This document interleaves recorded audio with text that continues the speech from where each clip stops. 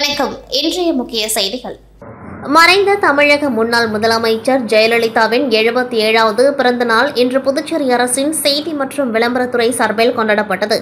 கடற்கரை சாலையில் உள்ள நகராட்சி கட்டிட வளாகத்தில் அலங்கரித்து வைக்கப்பட்டிருந்த ஜெயலலிதாவின் உருவப்படத்திற்கு அரசு சார்பில் முதலமைச்சர் ரங்கசாமி, துணை சபாநாயகர் ராஜவேலு, அமைச்சர் லட்சுமி நாராயணன், அரசு கொறடா ஆறுமுகம் மற்றும் சட்டமன்ற உறுப்பினர்கள் பாஸ்கர், ரமேஷ் ஆகியோர் மலர் தூவி மரியாதை செலுத்தினர். புதுச்சேரி இந்திராநகர் தொகுதிக்குட்பட்ட காமராஜர் நகரில் பொதுப்பணித்துறை மூலம் நகர் முழுவதும் சிமெண்ட் சாலை அமைப்பதற்கான பணி துவக்க விழா தொகுதி சட்டமன்ற உறுப்பினரும் அரசு கொறடாமான ஏ.கே.டி. ஆறுமுகம் தலைமையில் விழா நடைபெற்றது. இதில் சிறப்பு அழைப்பாளராக முதலமைச்சர் ரங்கசாமி, பொதுப்பணித்துறை அமைச்சர் லட்சுமி நாராயணன் ஆகியோர் கலந்து கொண்டு பூமி பூஜை செய்து பணிகளை துவக்கி வைத்தனர். இதில் துறை சார்ந்த அதிகாரிகள், என்ஆர் காங்கிரஸ் கட்சி நிர்வாகிகள், ஊர் பொதுமக்கள் என பலர் கலந்து கொண்டார்கள். புதுச்சேரி அகில இந்திய என்ஆர் காங்கிரஸ் கட்சியின் சார்பில் மணவெளி தொகுதி தலைவராக இடையார்பாளையத்தை சேர்ந்த கே.டி. டிராவல்ஸ் உரிமையாளர் குமரேசன் என்கின்ற குமரவேல் தேர்ந்தெடுக்கப்பட்டுள்ளார். மேலும் மணவெளி தொகுதியில் புதிய வார்டு தலைவர்கள் மற்றும் நிர்வாகிகள் நியமிக்கப்பட்டுள்ளனர். அதனை முன்னிட்டு தொகுதி தலைவர் குமரேசன் தலைமையில் என்ஆர் காங்கிரஸ் கட்சி தொகுதி கட்சி பொறுப்பாளர்களுடன் மாநில முதலமைச்சர் மற்றும் என்ஆர் காங்கிரஸ் கட்சியின் தலைவரான ரங்கசாமியை நேரில் சந்தித்து பூங்கொத்து கொடுத்து ஆசி பெற்றனர். தொடர்ந்து மாநில பொதுச் செயலாளர், முன்னாள் சட்டமன்ற உறுப்பினர் என்.எஸ்.ஜே. ஜெயபால் அவர்களும் தொகுதி தலைவருக்கு சால்வை அணிவித்து வாழ்த்து தெரிவித்தார். இந்நிகழ்ச்சியில் தொகுதி துணைத் தலைவர் வரதராஜன், ஜானகிராமன், பொதுச் செயலாளர் ரஜினி ராஜேந்திரன், செயலாளர் திருநாள் கண்ணியப்பன், துணை செயலாளர் ஐயனார், சிவா, அருண், பொருளாளர் குமாரசெல்வம், ராமலிங்கம், சக்திவேல் உள்ளிட்ட கட்சி நிர்வாகிகள் பலர் உடன் இருந்தனர். காமராஜர் நகர் தொகுதிக்குட்பட்ட சாமிப்பிள்ளை தோட்டத்தில் பல ஏக்கர் நிலம் முறையான பராமரிப்பில்லாமல் இருந்து வருகின்றது.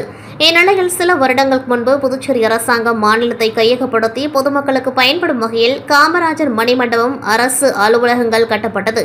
தற்பொழுது மீதமுள்ள சில ஏக்கர் நிலம் பொதுமக்களுக்கு எந்தவித பயனுமின்றி உள்ளது. இந்நிலையை மாற்ற புதுச்சேரி அரசாங்கம் அந்த நிலத்தை கையகப்படுத்தி ஏழை எளிய மக்கள் பல சொந்த வீடு வாசல் இல்லாமல் தவித்து வருகின்றனர்.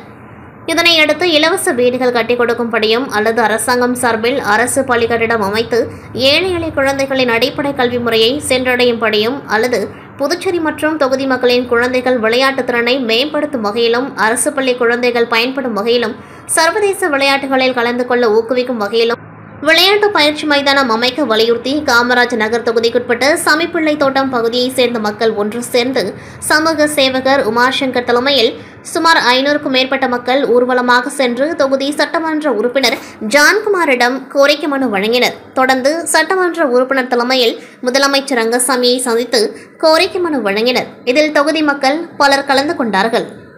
புதுச்சேரி காங்கிரஸ் கட்சியின் ஆதி திராவிடர் மற்றும் பழங்குடியினர் பிரிவு நிர்வாகிகள் ஆலோசனைக் கூட்டம் மற்றும் புதிய நிர்வாகிகள் நியமனம் ஆகியவை காங்கிரஸ் கட்சி அலுவலகத்தில் நடைபெற்றது. காங்கிரஸ் கட்சி ஆதி திராவிடர் பிரிவு மாநில தலைவர் ஜெயபால் தலைமை தாங்கினார். சிறப்பு அழைப்பாளராக காங்கிரஸ் கட்சி மாநில தலைவரும் பாராளுமன்ற உறுப்பினருமான வைத்திலிங்கம், முன்னாள் முதலமைச்சர் நாராயணசாமி, முன்னாள் கட்சித் தலைவர் ஏ.வி. சுப்பிரமணியன், முன்னாள் அமைச்சர் கந்தசாமி ஆகியோர் கலந்து கொண்டு சிறப்புரையாற்றினர். இந்நிகழ்ச்சியில் ஆதி திராவிடர் பிரிவு புதிதாக துணைத் தலைவர்கள், செயலாளர்கள், பொருளாளர்கள், அமைப்பாளர்கள், துணை அமைப்பாளர்கள், மாநில செயற்குழு உறுப்பினர்கள், தொகுதி தலைவர்கள், வடக்கு மாவட்ட தலைவர்கள் என பல்வேறு பிரிவுகளுக்கு 100க்கும் மேற்பட்டவர்களுக்கு புதிய நிர்வாகிகளாக நியமிக்கப்பட்டனர். இந்நிகழ்ச்சியில் காங்கிரஸ் கட்சி நிர்வாகிகள், பிரமுகர்கள், ஆதி திராவிடர் பிரிவு நிர்வாகிகள் என பலர் கலந்து கொண்டார்கள். புதுச்சேரியின் இரு புராதனமான மற்றும் பிரசித்தி பெற்ற ஸ்ரீ திரிபுர சுந்தரி சமேத ஸ்ரீ வேதபுரீஸ்வரர் மற்றும் ஸ்ரீ பெருந்தேவி தாயார் சமேத ஸ்ரீ வரதராஜ பெருமாள் கோவில்களுக்கு புதுச்சேரி மட்டுமின்றி தமிழகத்தின் பல்வேறு பகுதிகளில் இருந்தும் ஏராளமான பக்தர்கள் வருகை தருகின்றனர். மேலும் கூட்ட நெரிசல் காலத்தில் பக்தர்கள் தங்களது காணிக்கைகளை செலுத்துவதற்கு மிகுந்த சிரமம் ஏற்படுவதால் இந்தியன் ஓவர்சீஸ் வங்கி சார்பில் ஆலய வளாகத்தில் 8 உண்டியல் வைக்கப்பட்டுள்ளது. இந்த உண்டியல் சேவையை பொதுப்பணித்துறை அமைச்சர் லட்சுமி நாராயணன் காணிக்கை செலுத்தி துவக்கி வைத்தார். இதில் இந்தியன் ஓவர்சீஸ் வங்கி புதுச்சேரி மண்டல அலுவலக முதன்மை மண்டல மேலாளர் ரவிசங்கர் சாகூர், உதவி பொது மேலாளர் ஜே. எபினேசர் சோஃபியா, புதுச்சேரி பிரதான கிளை மூத்த மேலாளர் இளவழகன், கோவில் நிர்வாக அதிகாரி ஸ்ரீனிவாசன் மற்றும் பக்தர்கள் கலந்து கொண்டார்கள்.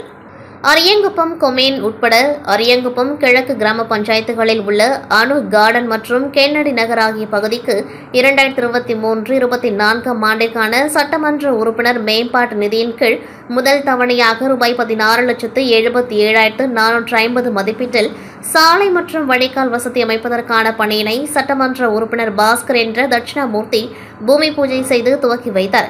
நிகழ்ச்சியில் கொம்யூன் பஞ்சாயத்து ஆணையர் ரமேஷ், உதவி பொறியாளர் நாகராஜ், இளநிலை பொறியாளர் சுரேஷ் மற்றும் என்ஆர் காங்கிரஸ் கட்சி நிர்வாகிகள், ஊர் பொதுமக்கள் பலர் உடன் இருந்தனர்.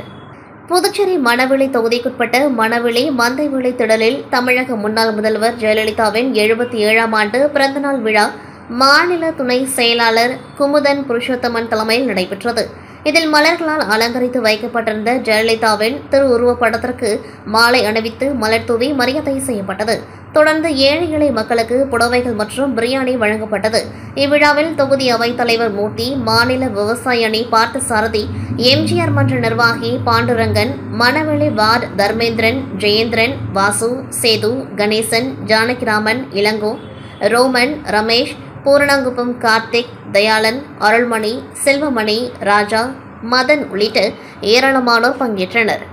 மறைந்த தமிழக முன்னாள் முதலமைச்சர் ஜெயலலிதாவின் 77வது பிறந்தநாள் இன்று OBS அணி சார்பில் புதுச்சேரி அதிமுக ஒருங்கிணைப்பு குழு மாநில செயலாளர் ஓம் சக்தி சேகர் தலைமையில் நடைபெற்றது.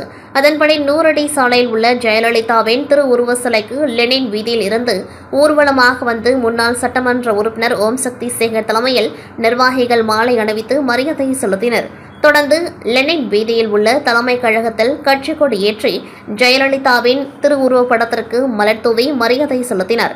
மேலும் பொதுமக்களுக்கு இனிப்புகளை வழங்கினார். இதில் திரளான அதிமுக ஒருங்கிணைப்பு குழு நிர்வாகிகள் மற்றும் தொண்டர்கள் கலந்து கொண்டார்கள். ICC சாம்பியன்ஸ் டிராபி போட்டியின் இன்றைய தினம் இந்தியா பாகிஸ்தான் அணிகள் மோதின. இதில் முதலில் டாஸ் வென்று பேட்டிங் தேர்வு செய்த பாகிஸ்தான் அணி 49.4 ஓவர்களில் அனைத்து விக்கெட்டுகளையும் இழந்து 241 ரன்களை சேர்த்தது.